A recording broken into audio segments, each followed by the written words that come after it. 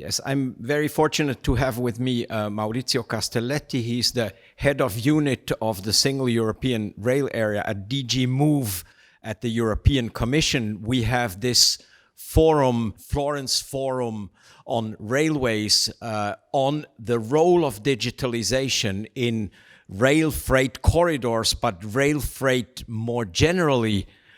Maurizio, what can we expect from digitalization? Can digitalization overcome the current problems we have between national interests, international interests, between the different modes of transport, between the different technical specifications? What is the potential of digitalization? Today, I think the main problem for rail freight is the performance, so the lack of performance, punctuality, reliability, predictability. So the question is, can digitalization solve this problem? I would say to some extent, yes, it's a tool, but we have to be careful because digitalization can also be a source of additional fragmentation. Because if we see today, there are many national systems. So digitalization is not enough, it's a tool. This is why we believe that we have to do more than just looking for beautiful IT systems. So we have to start processes, cooperation, coordination, a different way of doing business, cooperative decision-making. So we can take a lot from aviation because it's a more global system. So this is a good example to follow. This morning we have heard that digitalization is indeed something that can be useful. Some people have said 10 years ago they would have believed that the industry can solve the problems by themselves. Today they are looking for the European Commission to help them. What can the Commission do? Of course, the Commission is there to help. We have two major tools. We have the regulatory framework we can devise, and we have the financial support.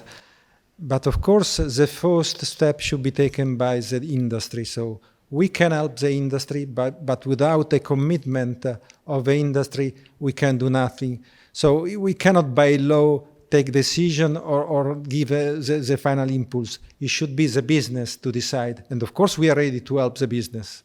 How to do this, I think we can discuss. So we can provide a framework, we can modify the law if need be, of course, even if this is a last resort. But if we see that some obstacles should be solved through the law, we are ready to go back to the desk to improve the law.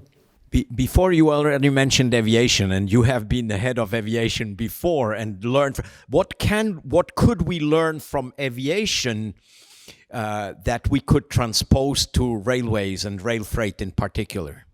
Aviation is global by definition, so they have been obliged to behave in a certain manner because of this global system. So interoperability is a must because it is a global business. Rail is not yet a global business, but it is becoming more and more global. We can see with the connection Europe-Asia. And for Europe, I think rail freight is 50% international. So we have to do more, and aviation is giving us some good hints.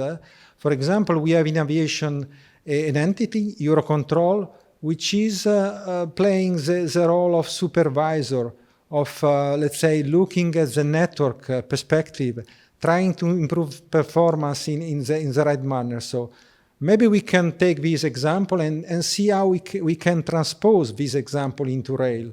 Maybe we should not do the same, but I think it's a good idea to create a network level, a European-centric level, by which we can solve problems. And this level, of course, should have a layer of digitalization. Yeah, and I think that's the whole approach. One single integrated technical system, and somebody needs to oversee that. To oversee, of course, the governance should be shared. So the existing infra manager may be the shareholder of this entity. But of course, we should come at this level if we want to solve the problem of reliability. I think we cannot continue in this way. A peer-to-peer approach is not producing result. We have seen it so long ago. It continues, so we have to find a solution now. Thank you, Maurizio, for these very clear words. Thank you very much.